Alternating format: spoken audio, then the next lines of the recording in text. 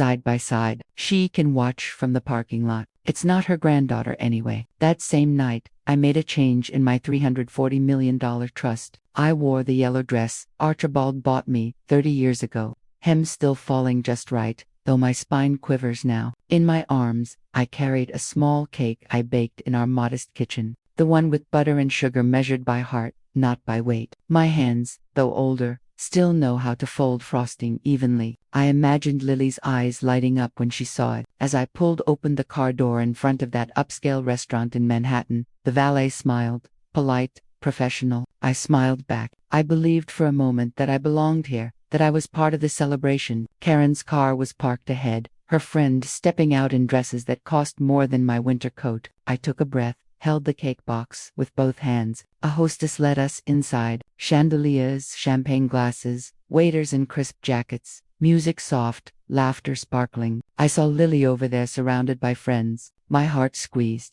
I stepped forward, and that is when I heard Corin whisper sharp like a knife to the hostess. She's not on the guest list. She can wait outside. My breath caught. The hostess looked me up and down, then motioned, "Yes, ma'am. Follow me, but follow me to where? Not to a table, to the side door." And then a uniformed man guided me very gently to the parking lot door. Outside, a cold wind bit at my cheeks. My hands trembled a little, but I held the cake box tight. Lily's laughter drifted through the window. I pressed my forehead against the glass, trying to feel warmth from inside. That's when a little girl, maybe 8 or 9, saw me. "Who's the old lady out there?" she asked her mother loud enough for me to hear. Corin turned and said with calm cruelty, "She can watch from the parking lot. It's not her granddaughter anyway."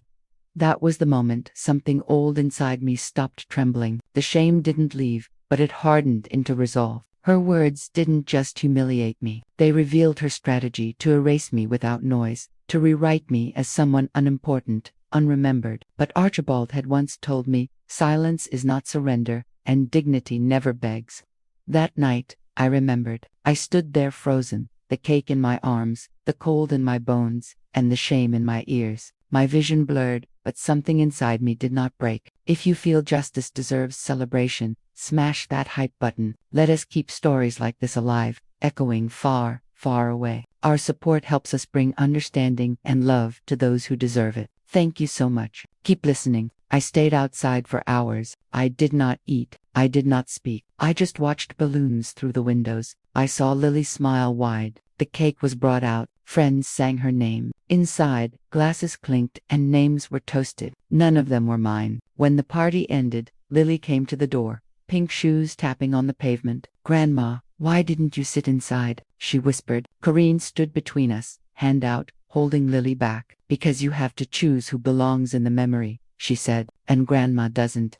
I watched Lily nod, confused, hurt. I wrapped my arms around my cake box. Tears filled my eyes, but I swallowed them down. I turned and walked to my car. The night air felt heavy. Back in the silence of my apartment, I placed the cake in the fridge, candles unlit. I sat at the window, watching windows lit all across the city. Birthdays happening everywhere, people together, and I sat alone. I called Harold Kim, his voice aged, always calm. I said, "It is time to open what Archibald left behind." He paused, then said, "I thought you would say that."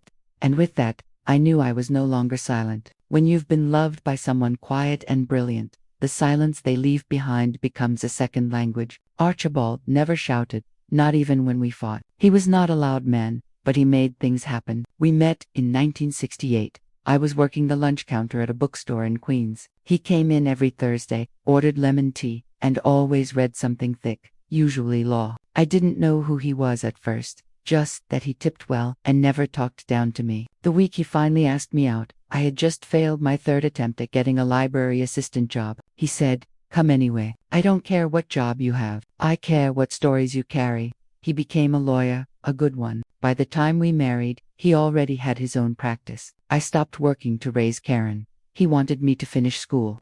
But there was always laundry, teething, bills, then sickness. We were happy. At least I believed we were, until one day, years into our marriage, I found a letter. It was from a woman in his office. Her handwriting was young. Her words were careful, too careful. I never told Archibald I read it, but something between us shifted that night. Still, I stayed because I believed in holding families together, because I loved him, and because Karen, our only child, needed us whole. Archibald tried after that. I believe he tried. He took me on trips. He gave me space in his office to study. He supported my dream of becoming a teacher, though I only got as far as tutoring children in the neighborhood when he was diagnosed with cancer. It was me who bathed him, sat beside him, and changed his dressings, not the woman in the letter. The night before he passed, he called Harold Kim to the house. I remember the smell of orange peels on the counter, his oxygen machine humming in the background. He looked me in the eyes and said, "If she ever uses your silence against you, protect yourself." I didn't understand what he meant, not yet, but Harold nodded. He handed Archibald a folder. Archibald signed, then looked at me again. "I don't know who Karen will be without me, but if she becomes someone who forgets you, if she dishonors you in front of Lily, this document will protect what matters." It was a secret amendment to the trust, one he had kept hidden from Karen and even our financial advisor. The terms were specific. Should Karen ever publicly humiliate me in front of third parties, and if such humiliation is witnessed or confirmed by Lily Ramirez, then all trustee rights shall immediately revert to a neutral third-party trustee, removing Karen's authority permanently. Harold read it aloud once more. Then Archibald added, harsh but firm, "A woman can give birth to a child and still fail as a mother, but no child should learn cruelty from their parents. If Lily ever sees Karen become like me, arrogant, careless, then protect her and protect me." Archibald recorded a video that night, a message not just for me, but for Lily. It was notarized, sealed, and deposited at the bank under Harold's name, 2 copies, one on hard drive, the other on tape. I remember Archibald smiled at the end of the recording. Even as his body failed, his voice did not waver. Then he slept, and he never woke again. I wore black for a year. I wore grief for even longer. After his funeral, Karen told me, "Dad never left you the trust out of love. He just knew you'd keep it safe until I needed it." I didn't argue. I let her think what she wanted. I didn't touch the trust unless it was necessary. I clipped coupons. I used public transportation. I kept birthday cards simple. I never reminded her who earned what, but I kept Harold's number, and I kept the yellow dress Archibald gave me. Now sitting at my kitchen table, phone still warm from that call, I remembered it all. Every word Archibald said, every breath, every warning. He knew this would happen. And now it had. I had never liked computers. The blinking cursor always made me nervous, as if I were being timed. Archibald used to tease me about it. He said, "You were born to write letters, not passwords." And he was right. I kept everything written in cursive. My will, my grocery lists, even my recipes. That's why I didn't notice when the emails stopped coming. For months, I thought I had simply missed the login reminder, that maybe I had forgotten to update my password. When the bank portal wouldn't open, I blamed myself. Old age. I thought maybe I had entered it wrong. I even told myself I didn't need to log in anyway. Karen was handling things, but Harold was thorough. When I called him after the birthday, after the parking lot, I told him, "I haven't been able to access the trust portal for months, but I thought it was just me." He grew quiet. "B," he said, "you never changed the login credentials, right?" "No," I said. "Why would I?" That was all he needed. Within days, he requested a full audit from the financial institution. Since he was still a secondary on file thanks to Archibald's arrangement, they obliged. What came back chilled me more than the birthday night ever could. The access credentials to the trust account had been changed. Not just the password, but the recovery email. The new address was a close copy of mine, but with one letter added, B.Ramirez 1219. Instead of B.Ramirez 19. It had been created just days before a major transfer was authorized. 1,300,000 gone, labeled as an investment allocation. Destination, a private firm called Vesta Forward Inc., an LLC registered in Delaware under Karen's married name, APR and branding startup, according to Harold's contact. No documentation approving the transfer was attached, no signatures, no scanned authorization from me. But there was one thing. A copy of an email, supposedly from me giving verbal consent. "Let's move forward with this," it read. "Corin has my blessing." Harold traced the metadata. The email had originated from an IP address linked to Corin's townhouse in Tribeca. It had been sent at 11:48 p.m., well past my bedtime. He even found the server log. The browser used was her MacBook, not mine. The language setting was British English. The bank had flagged it as suspicious, but since no one contested it at the time, it passed. But that wasn't all. A letter came in the mail 2 days later. It was a thank you note from the restaurant where Lily's birthday had been held, addressed to Beto Sanchez. At first, I thought it was a mistake, but when I opened it, there it was. A copy of the event guest list. Host Corinne Wallace, VIP guests Lily Ramirez, Dr. Morgan Lee, Mrs. Beato Sanchez. It wasn't my name. It had never been. My maiden name was Alvarez. My husband's name was Ramirez. I had never used Sanchez in my life. Harold reviewed it. She listed you under a different name, he said, his voice thin with fury. You weren't invited. Not legally. I was there. I know, he said, but the system doesn't. If this had gone to court and we had to verify attendance or familial connection through records, she had deliberately erased me. It was a subtle eraser, a cruel one done in advance. Not a last-minute typo, but a premeditated decision. She knew what she was doing, Harold said. She wanted to strip you of any claim publicly. I didn't say much, but I remembered Archibald again. His words, sharp as prophecy. If she uses your silence against you, that's what this was. Not just humiliation, not just exclusion. She was rewriting my presence in Lily's life. She was changing the paperwork. A week later, Harold received an anonymous tip via encrypted email. The subject line read, "Check the trust." She's stealing. The email contained screenshots, access logs, timestamps, data entries. Someone had been watching. Someone who knew. Harold submitted a formal inquiry to the Financial Trust Oversight Committee. He attached the logs, the forged email, and the IP traces. He requested a temporary freeze on all active trustee actions pending internal review. I sat at my table pouring tea with hands that didn't shake anymore. She changed my name, I whispered. She changed more than that, Harold said. That was the moment I knew. This was no longer about a birthday party or a cake or a parking lot. This was war. The hardest memories are not the loud ones. They are not the ones where voices were raised or doors were slammed. They are the quiet humiliations, the ones wrapped in etiquette, in polite cruelty, in soft tones that cut like razors. The ones you replay at night long after the house has gone still. I used to think I was imagining them, that maybe I was too sensitive, that maybe I had misunderstood, but now, sitting with Harold's report in my hands, the truth no longer wavered. I had been erased long before Karen rewrote my name on a guest list. The first time I truly felt it was the week before her wedding. We were in the laundry room. I was steaming the gown, ivory silk, paid for with money Archibald and I had saved for years. She hadn't asked me to help. I just knew it had to be done. The bridal boutique had left it wrinkled at the hem. I remember folding the sleeves, whispering to the fabric, "Please behave. Don't crease when she walks." I was humming something soft from El Salvador, a lullaby my mother used to sing. Corinne walked in, phone pressed to her ear, makeup half done. She paused when she saw me. "Don't touch the veil," she said sharply. "You might burn it."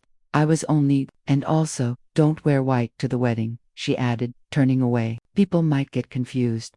I laughed awkwardly. "No one will confuse me. For the bride, mija." She looked over her shoulder. "You'd be surprised how tacky people can be." I should have said something, but I swallowed it. The morning of the wedding, I helped set up chairs and pinned banners. I wore a deep burgundy dress and flats. I didn't mind not being in the spotlight. I only wanted to be in one photo. Just one. When the photographer came, I stood behind Lily, then only 7. I put my hand on her shoulder. The photographer raised the camera, but Corinne called out, "Let's do family first. Then, extended family after."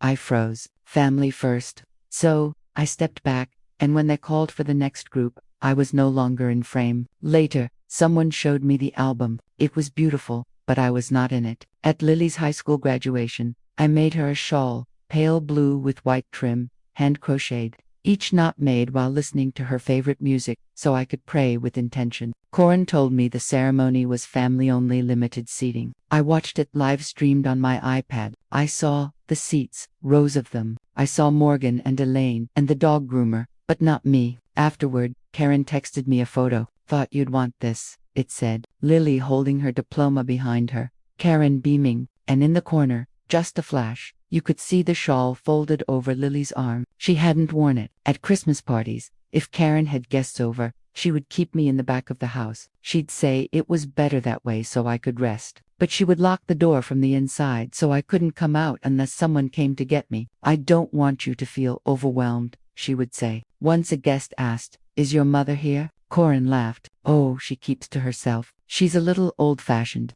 That year I ate dinner in the laundry room, the same place where I once steamed her wedding gown. She told me once, after a charity gala where I'd accidentally mispronounced Ada, "You were a nobody in El Salvador. Don't embarrass me in New York."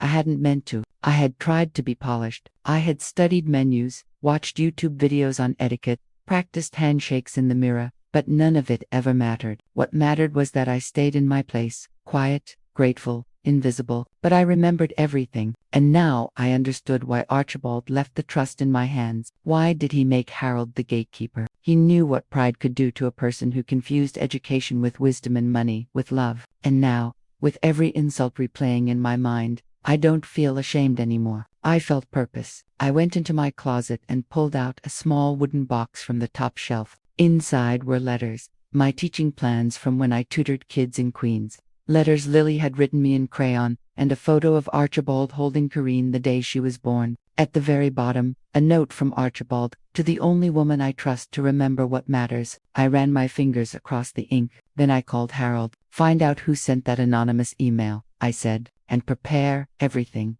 He didn't ask what I meant. He already knew. There is a kind of silence that comes when a grandchild stops calling. At first you think it is just school, then maybe a new friend, then maybe they are growing up. But eventually silence starts to feel like exile. Lily had always visited on Thursdays, since she was little. After school, she'd come with her backpack full of books, her hair tied in a half-messy bun, and her voice still full of questions. We'd make hot chocolate, sit at the little table near the window, and read stories together until one Thursday passed, then another, then a month. I texted her, no response. I called, it rang, then stopped. I asked Karen gently, "Is Lily okay?" Karen's answer was flat. "She's busy. College prep, dance team. She'll call when she can." She didn't. Then one day, a letter I had written weeks ago came back in the mail, returned to sender, the envelope torn, the card unopened. My hands trembled. That night, I sat by the window, the same one Lily used to lean against, and whispered to the wind, "I miss you, my sweet girl." The next day, Harold called. "I have something," he said, "something you should hear." I braced myself, but what I didn't know was that the real shock wouldn't come from Harold. It would come from Lily. It started when she came to my house unannounced on a rainy Saturday afternoon. No text, no call, just the soft knock of her hand on my back door because she remembered the front one always sticks. She looked pale, her eyes puffy. "Hi, Abuela," she said, her voice shaky. I opened my arms and she fell into them like she was 7 years old again. We sat on the couch. I made tea. She didn't speak for a long time. I just looked around. Her eyes landed on a photo of me and Archibald, then on the half-finished scarf I'd been crocheting for her. "I found something," she said finally. Then she pulled out a phone, opened her audio recorder, and hit play. It was her mother's voice. "Corin talking on the phone, .com, careless. No, I'm not worried about her. She's just a maid with a dead man's money. Once this transfer goes through, we'll close the account and be done." I sat still. Lily didn't cry, but her hands clenched. She said worse things, but this was the clearest part. Lily said, "I recorded it 2 nights ago." She didn't know I was in the hallway. She reached into her bag and pulled out another envelope. "She also tore this," she added. I found it in the trash. It was my letter, the one I had sent weeks ago, still folded, still sealed. The card had a watercolor bird on the front. My handwriting was on the back. "I thought you forgot about me," she whispered. "Oh no, mija," I said. "Never. I never would," she cried. Then, quiet tears, the kind you only let go in the arms of someone who won't judge you for them. I believed her. Lily said, when she said you were mad at me, when she said you were trying to manipulate me, she told me you were jealous, that you didn't want her to succeed. I brushed her hair back. "You were just a child trying to love both sides." She looked up at me, fierce now. "Not anymore." She tapped her phone again. I sent the file to Harold. "He has everything. He said there's a clause in the trust that if Mom disrespected you in front of me, it activates a change in control." I finished for her. Her eyes widened. "You knew your grandfather did," I said. "He saw the beginning of who she might become." Lily took my hand. "Then let's finish what he started." That night, The silence between us shattered. We spoke for hours about her childhood, about mine, about the moments Karen had rewritten, reshaped, replaced. I told her about Archibald's last words, about the document, about the video. She listened. Then she stood up, wiped her face, and said, "Tell Harold I want to testify." The next morning, I did not sleep. My memory replayed Lily's recording. I held Lily's phone close, listening to Corin's voice, so calm, so cruel. Then I remembered Archibald's tape, tucked away under lock, unheard for years. Harold came early before the sun had fully climbed. He carried a slim briefcase and 2 sealed envelopes. I made coffee shakily. The light from the window dappled across Harold's face. He looked older than I remembered, but resolute. "We're ready," he said. We met in his small office, where shelves sagged with law books and folders marked. He unlocked one envelope. Inside was a thumb drive labeled Archibald Ramirez's Testament. He handed it to me. I inserted it into an old portable player. Archibald appeared on screen. Soft living room light, books behind him. He turned to face the camera, speaking as if to a jury. "The money was not for power. It was to protect Baha." He paused, his voice heavier. "When I made this trust, I saw my daughter's ambition, her glare, toward success. I saw that she liked being seen, but no success should come from erasing the ones who gave you everything. If she uses your silence, Baya, if she makes you invisible, I want you to have this recording." He leaned forward. "Protect Baya, and protect Lily's heart. One must never confuse silence with submission." The words landed in me like bricks. I pressed a hand to my chest. Harold rewound the tape and played another piece. Corin's words from Lily's hidden recorder. My mouth opened, my heart rising. Then Harold played the video from the parking lot, a shaky selfie video, someone holding the camera from behind a car, flash, flaring, a voice saying, "Look, she's out there." Can you believe they made her stand in the rain just to watch cake from outside? Lily's laugh, then her gasp, crowd murmuring. It was viral on Instagram. Harold showed me screenshots, anger, pity, words of people demanding justice. We had proof. Harold contacted the Financial Trust Oversight Board.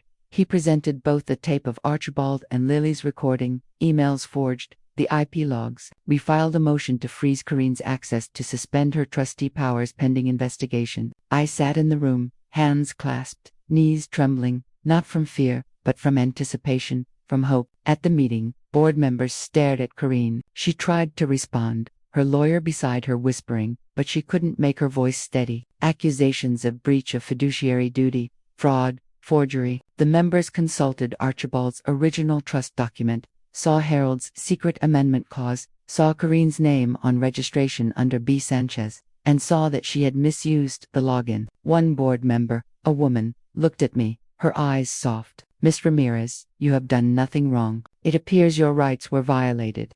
We are compelled to act." They voted unanimously. Freeze Karen's authority. Revoke her access to bank accounts. Stop any more transfers. Appoint Harold or another neutral trustee to temporarily oversee the trust. Karen's face paled. She opened her mouth, then closed it. Outside Harold's office, I saw people watching on their phones. News alerts. Viral video from the parking lot. Lawyer reveals secret trust clause. Grandmother fights back. Lily stood beside me. She squeezed my hand. "It's working, abuela." "Yes," I whispered, but this was not victory yet. It was opening the gate. That evening, Corinne posted a statement, something about a personal family dispute and needing privacy, but the site crashed under comments, screenshots, her public image started crumbling. By midnight, the bank had locked all affected accounts. No payments could be made. Her startup, Vesta Forward Inc., emails bounced. Investors pulled support. Media outlets wrote stories questioning her integrity. I went home. The yellow dress hung in the closet. I washed my face. I didn't cry. I just felt something lift off my chest. In the living room, TV, I saw Lily show Archibald's videotape on local news. Lily's voice. My grandfather saw the truth. I saw it happen. I held Lily in my arms. Our tears mingled. I whispered to her, "He knew, Ma. He always did." And in that moment, I understood that protection does not always roar. Sometimes it whispers, sometimes it waits. That night I fell asleep with Harold's letter on the nightstand. He had written, "Trust is not about ownership. It is about responsibility." I drifted off, not as someone ignored, but as someone being heard. The morning the court date came, I dressed in my light gray suit, The one Archibald said made my eyes look soft in any light. Lily walked me to the courthouse doors. Her fingers brushed mine. I could feel her quiet strength. Inside, the courtroom felt cold, polished wood, high windows, dozens of people, reporters with cameras. Corinne sat at the plaintiff's table, her chin up, lips tight. Her lawyer fidgeted with papers. I held nothing. No bitterness, just a folder Harold gave me. Prints, logs, recordings, Archibald's amendment. The judge took her seat. The clerk called the case B. Ramirez Vases, Codini, Ramirez Trust, case number. My heart did something like dance in its cage. Corinne's voice, when asked to respond, trembled just a little. She tried claiming, this was miscommunication. I had temporary trustee duties. I thought I was acting for the good of the trust. Harold stood. He laid out the evidence, forged email IP logs, the video from the packing lot, Lily's recording of Karen's phone call calling me a maid with dead man's money, the alteration of guest name B. Sanchez. Others called to testify, neighbors, the host from the restaurant invited to speak on the guest list. The judge listened, then she paused. The gallery was silent. Corinne Ramirez, she said slowly, you have breached fiduciary duty, committed forgery, misrepresented familial relations publicly, and misused trust funds totaling over $1 million by virtue of the secret amendment contained in Archibald Ramirez's trust. These actions trigger automatic revocation of your trustee powers. Gasps. Corinne's lawyer opened his mouth. The judge raised a hand. Effective immediately, you are removed from all trustee authority. All access to the trust accounts are frozen. A neutral court-appointed trustee will assume control. You will be required to reimburse any unauthorized transactions. You will face inquiries for your misuse. Tears glistened in Corinne's eyes. Not sorrow, but something like shock, disbelief. Outside the courtroom, reporters whispered, flashbulbs popped. The headline writers were already composing. PR queen destroyed by her own words, $340 million lost to humiliation. Within hours, social media exploded. Clips of the parking lot video, Lily's phone recording, posts with captions, she called her invisible. Now the world sees her. B's justice investors started pulling back. Corinne's company, Vesta Forward, Inc., lost its lead client. Press releases canceled. Board members distanced themselves. The firm's stock fell. Deals evaporated. The house of gloss and image cracked. Corinne left the courtroom in a black coat, hood down, face pale. I watched her descend the steps as Lily and I stood on the sidewalk. Reporters clamored, asking, what do you think? I didn't shout. I smiled, not triumphantly, but gratefully. One major investor withdrew a promised $5 million in funding, citing concerns over governance and integrity. Another terminated partnership. Vesta Forward's projection for next quarter dropped by 2. Corinne's business was hemorrhaging. That evening, Lily posted a photo of me and her in front of the courthouse. She held my hand. Her profile caption read, she called her invisible. Now the world sees her. It was shared thousands of times. Comments came flooding in, people offering support, sharing their own stories, calling B a hero. Corinne posted a statement later. Short, legal, defensive. Family matters are complicated, she wrote. I regret that revelations caused pain, but no apology for what she said. No acknowledgement of what she did. Lily didn't speak to her mother that night. She stayed with me. We cooked dinner together in my small kitchen. I let her pick the music. We laughed like we used to. The memory of all those small humiliations, the veil, the wedding, the trimmed guest list, mingled with this moment. And in that mingling, pain turned to power. Back at home, Harold called with news. The court had ordered restitution. Corinne must repay the $1,300,000 plus damages to the trust. Her fees as trustee are revoked. She must publicly admit wrongdoing as part of the court order published in the local newspaper and online legal gazette. If she fails, further penalties follow. I felt like relief. Yes, but something more. I reclaimed what Archibald built. I reclaimed dignity, respect, truth. That night, I lay in bed, Lily's hand in mine. I could hear the wind outside. I could hear the city lights pulsing. Somewhere a car passed. Lily's breathing next to me. In silence, I gave thanks for Archibald's foresight, for Lily's courage, for Harold's steadfastness, for all the voices that finally heard. And when Corinne, somewhere behind locked doors, watched the news, she saw more than headlines. She saw that silence does not hide injustice. Truth does. The building wasn't grand. No marble. No gold lettering, just a brick facade with warm windows, old elm trees out front, and a hand-painted sign. B's room, a place to read, learn, and be remembered.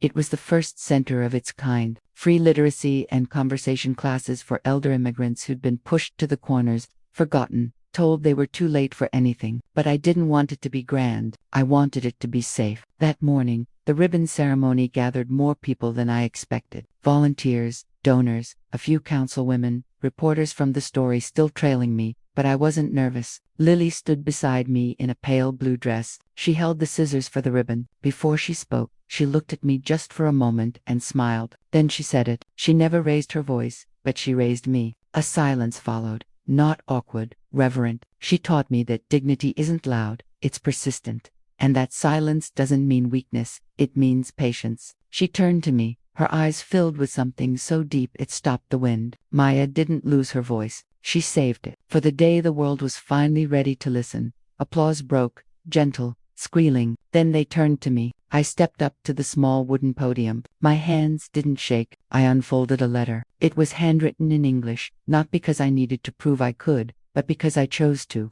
My name is Baya Ramirez. I was born in El Salvador. I came to New York with a suitcase, a baby, and a heart full of apology. I spent 40 years thinking silence was protection, that if I just endured, just waited, people would see my love. I paused.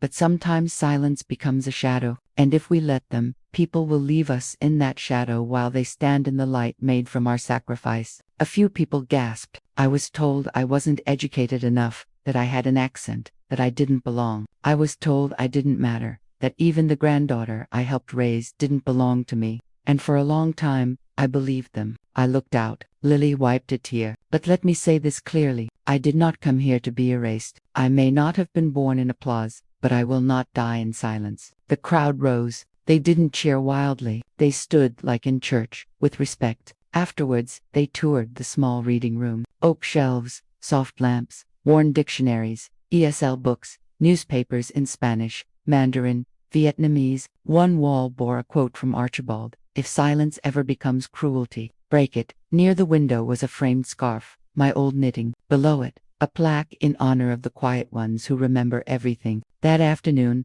my first class gathered. 5 women, all over 60. 1 from Haiti, 1 from Laos, 2 from Mexico, 1 from Bangladesh. Nervous, shy, holding pens like knives. I greeted them. Welcome. They responded slowly, voices low. Today, I said, you will learn how to say your name like it is something sacred. We practiced greetings. We laughed. One cried. She hadn't spoken English aloud in 10 years. I handed her tissues. I told her it was okay. Outside, the sun lowered. The elm trees cast long shadows, but the room glowed. When class ended, Lily stayed behind. She brought tea. We sat near the window. She didn't speak for a long while. Then she asked, do you miss her? Even after everything, I knew who she meant. I looked out. I missed the little girl she was, I said quietly, not the woman she became. Lily nodded. She still hasn't apologized, she said. I smiled, but gently. Some people don't know how, I said, but I'm not waiting anymore. A few minutes passed. Then Lily pulled out a small envelope. I found this, she said. It's from Grandpa.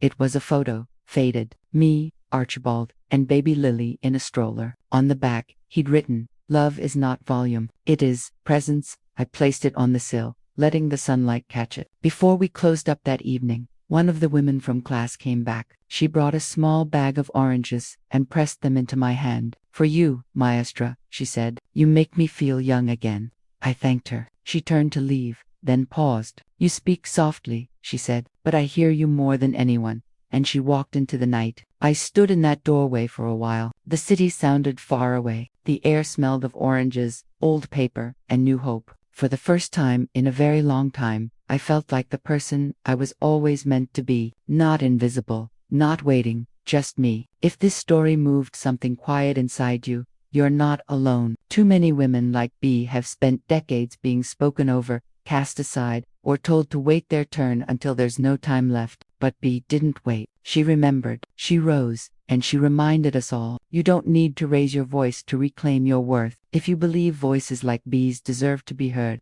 supported, and remembered, please subscribe to her side of the story. Thanks for watching. Until here.